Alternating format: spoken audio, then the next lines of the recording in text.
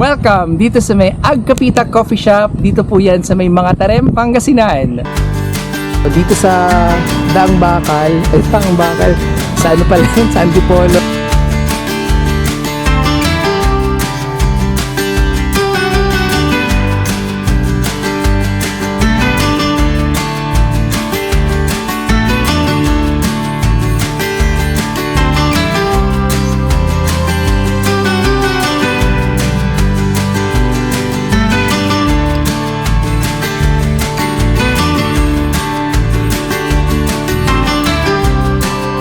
So mga grind out, tikman natin yung caramel macchiato.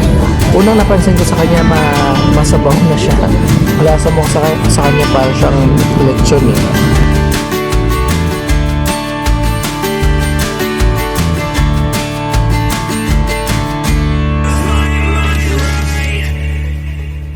Good morning po mga ride out. Nandito tayo ngayon sa may Aguilar, Pangasinan at dito magsisimula yung ride out natin.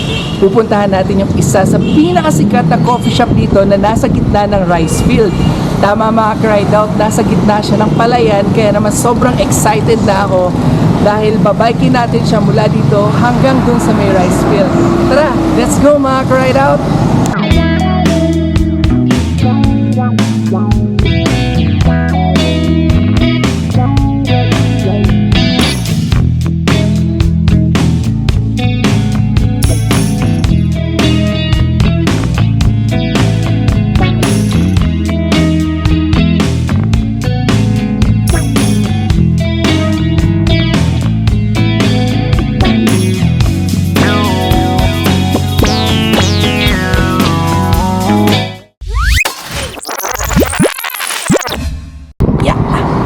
Morning po mga ride out. Nandito tayo ngayon sa may Daang Kalikasan. Dito po yan sa may Mga Tarem, Pangasinan. Dito po sa aking kanan at sa aking kaliwa, dito po nakapark yung mga sasakyan na gustong pumunta sa coffee shop. Pwede rin po ang motor dito at pwede rin po ang bisikleta. Kaya naman po sobrang excited na ako.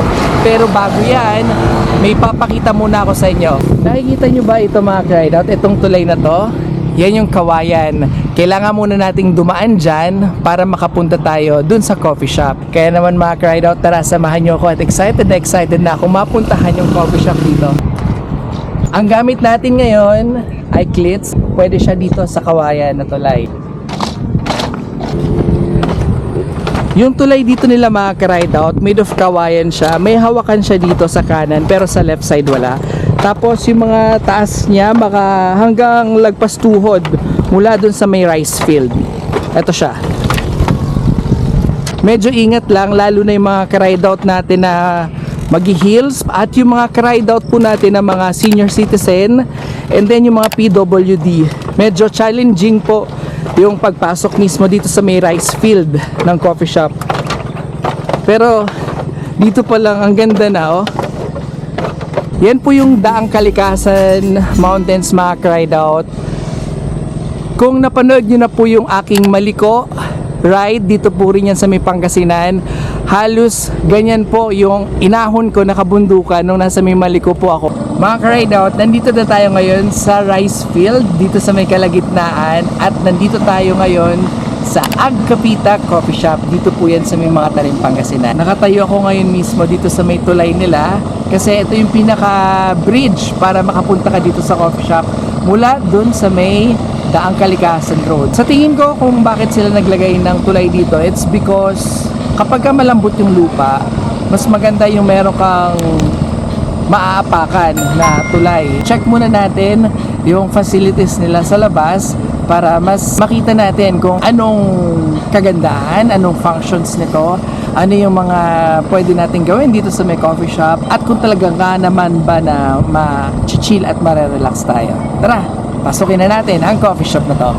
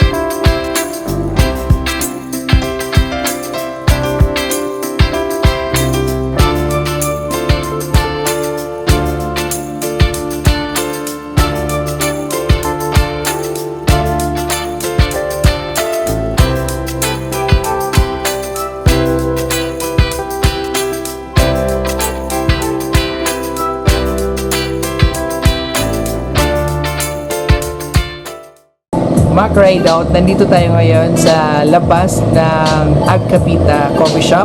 And based sa aking observation, marami silang tables and chairs dito. May pang dalawahan, may pang solo, may pang pamilya, at may pang grupo. Dito pwede kayong mag-muni-muni, pwede kayong mag-concentrate kapag ka meron kayong thesis.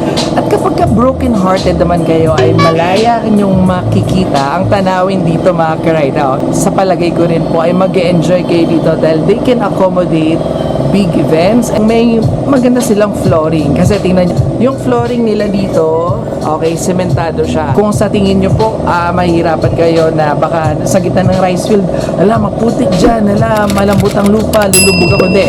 Sementado po dito, malinis po. Gumagamit sila dito ng insulation sa roof nila. Yan, yung silver na yan. Okay, balik sa akin. Para po hindi direktang tumatama yung init ng araw, halimbawa tanghaling tapat, hindi siya direct na tumatama dito sa loob, binablock ng insulation yung init. Kaya naman, kahit nandito tayo sa labas at tanghaling tapat, nagkakape, kumakain, nagre-relax, masarap sa pakiramdam at ma-enjoy pa rin natin yung pagkakape natin dito. Bukod dyan, meron din ditong billiards na kung saan pwede nating i-enjoy ang sarili natin, and at the same time, nakita ko dito, meron sila dito, may mga koi, may mga fish na nandito rin na pag nakita mo sila, marerelax ka rin talaga. Wait lang, alam ko may taas pa to, may second floor pa to. I-check natin yung second floor nito mga ride out. Tara, check natin.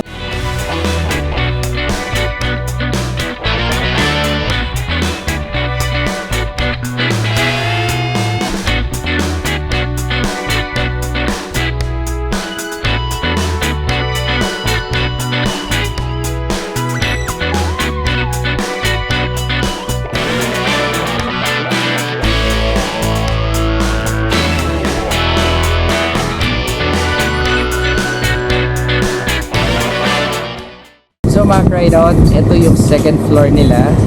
As you can see, napaka-aesthetic ng lugar. Meron din silang mga tables and chairs dito. Yung mga tables, some of the tables, hindi siya ganun kataas. Para mga pang-camping chairs yung nandito. Pero bukod dyan, merong mga side tables dito for solo. So, makikita mo dito yung sunset. Feeling ko dito yung sunset. Check natin to. Ito. So, against the light siya. Diyan bababa yung araw mamaya. And napakaganda yung spot na to. Kasi dito mo makikita kung paano lumubog yung araw. And balita ako mga ride out. Minsan, ang sunset dito, nagko-color pink siya or kahel na langit talaga. Kaya naman, it's one of a kind view pagka naabutan natin yung sunset dito.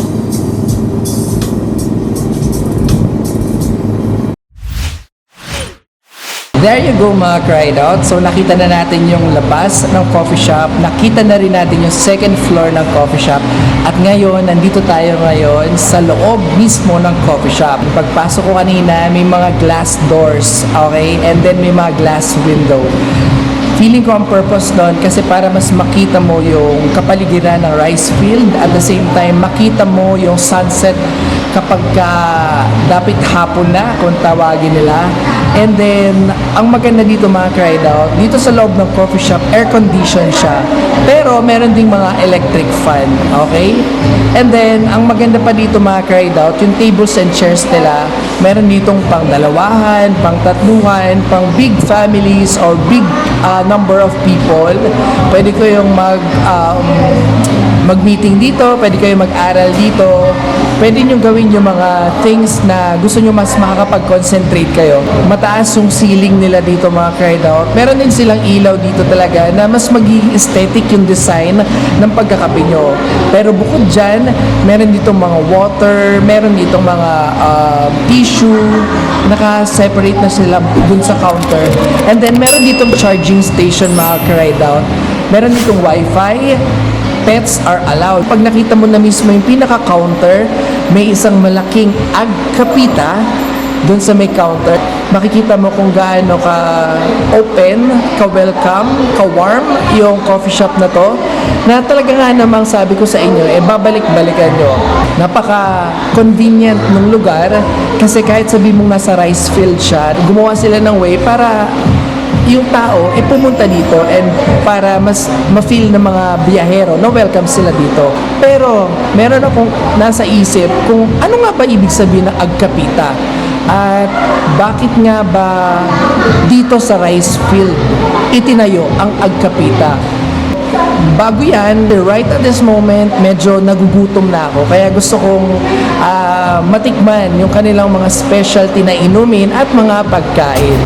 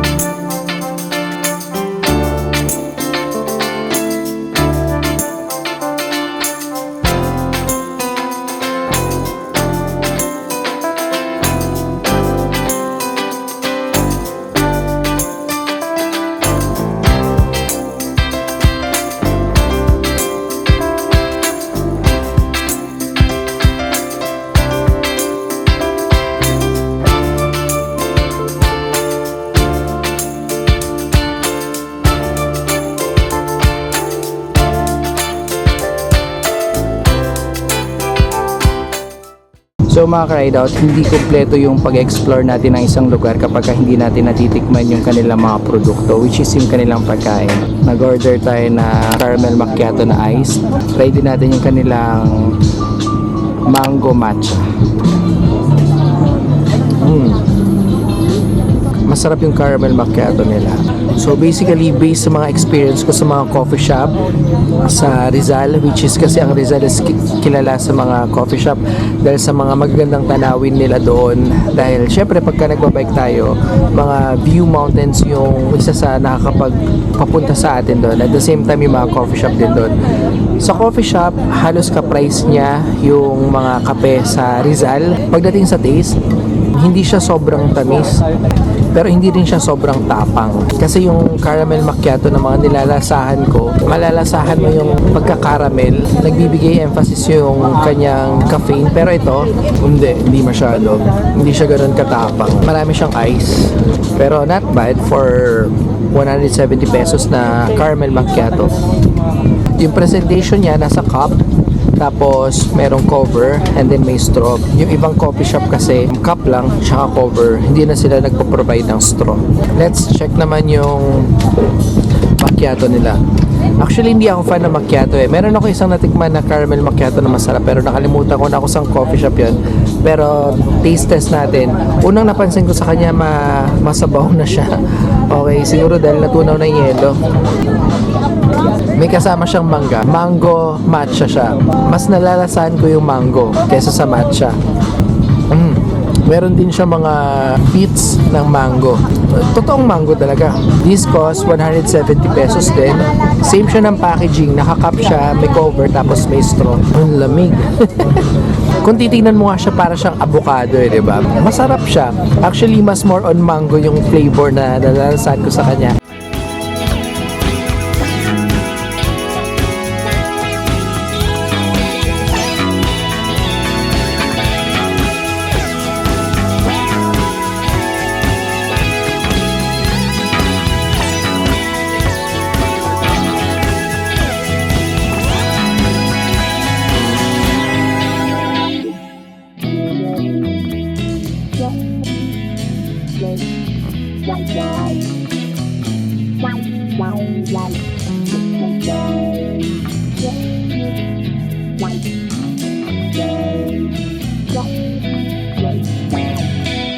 Nag-order tayo nito ng takoyaki, 4 pieces. Meron itong 4 pieces, 8 pieces, at saka 24 pieces.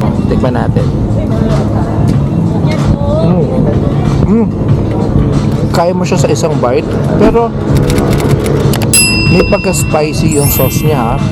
Actually, unang Lasa mo sa kanya para siyang lechon eh. Sarap ah. Isa sa nagugustuhan ko sa mga kinakain ko kapag ka medyo maanghang, hindi siya nakakasuya. Yung laman niya, check natin. May mga gulay siya, may mga carrots. Ayun, sana nakikita nyo pa. Ayan. Pero maanghang-anghang siya. Ha? Pero masarap siya. Hindi siya yung ordinaryong takoyaki.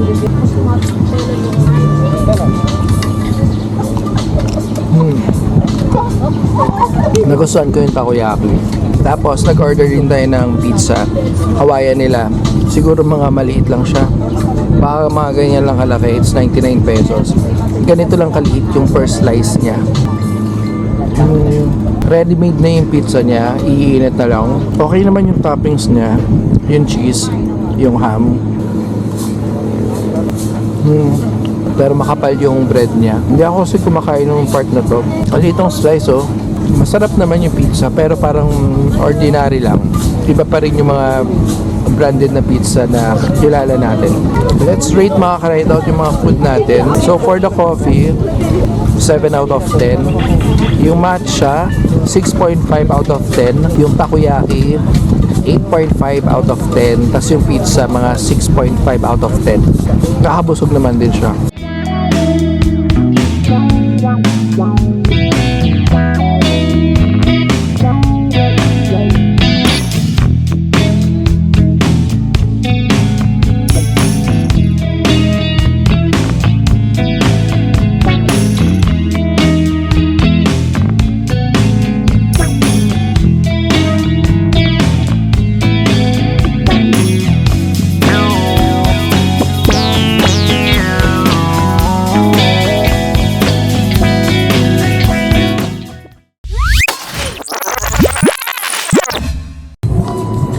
Time check natin ngayon, it's 5:30 na ng hapon at unti-unti na nating nakikita yung sunset and everyone is waiting for it, mga cried out. Excited na kaming lahat. Alam mo yung parang naghihintay kami ng solar eclipse dito. Tapos makikita mo na yung silhouette ng mga kabundukan dito, yung Daang Kalikasan Mountains dito sa may mga Tarim, Pangasinan. It's just a, alam mo yun, one of a kind experience na naman, mga ka-ride out. Nakaka-relax dito. And that's all for today, mga ka-ride out. Maraming salamat po sa pagsama nyo sa akin. Masasabi kong pinaka makulay na coffee shop na napuntahan ko. And the reason, mga ka-ride out, kung bakit nandito yung Agkapita sa may rice field, it's because yung owners po nito, naisip nila nung pandemic, napakaraming tao yung nakaka-experience ng mental health, mental issues. Napakaraming tao yung nakaka-experience ng anxiety, and naisipan nila na mag-put up ng isang coffee shop sa gitna ng palayan na kung saan pwede kang mag-relax by means of makakita ka ng mga kabundukan, makikita ka ng sunset, makikita ka ng sunrise, makikita ka ng rice field na very unique sa usual na mga coffee shop na tinatayo ngayon sa syudad. And yun yung pinaka-purpose nila and main goal nila is matulungan yung mga ka-ride out natin or yung mga biyaheros na to continue, live, achieve your goals, na wag susuko despite na dumaan yung pandemic at napakadaming problema na dumaan, 'di ba? Kaya naman, mga ka-ride out, sana kung may time kayo, kung magawi kayo dito sa may Pangasinan, try to visit Agkapita. Dito po yan ulit sa may Daang Kalikasan, mga Tarim, Pangasinan. Napaka-accessible ng lugar. Kahit nasabihin mo na sa gitna ka ng rice field, pero promise, ang dali niya makita. Google Maps lang yung kanyang kasagutan dyan. And also, mga ka-ride out, sana nagustuhan niyo yung ating vlog for today, and sana nakatulong po ako to share something new, to share something something to look forward pagka kayo po ay nagra-ride out. And mga ride out, please don't forget to like, share po, and subscribe po sa aking YouTube channel. Malaking tulong po ito para mas lalo nating mapabuti at mapaigting yung ating mga ride out activities. And ayun, mga ride out, malapit na pong magtakip silim, so sana may makita pa tayong magandang view dito mamaya, and para ma-share ko rin po ito sa inyo. Lamig! Ang lamig. Kasi nasa tuktok ako mga ka-ride out. Tingnan nyo. Nasa tuktok tayo. Before ako mag-end mga ka-ride out, ang meaning po ng Ag Kapita sa Ilocano ay tara, kape tayo, or come on, or let's go, let's have some coffee. Kaya mga ka-ride out, if narinig nyo yung Ag Kapita, ayun, don't forget to invite, to share this to other people also, and let's talk about things in a cup of coffee under the heat of the sun, in the white vast sky, and in the wild, wide rice field. Yun lang mga ka-ride out. Salamat po. Ingat kayo palagi ha. Wapak!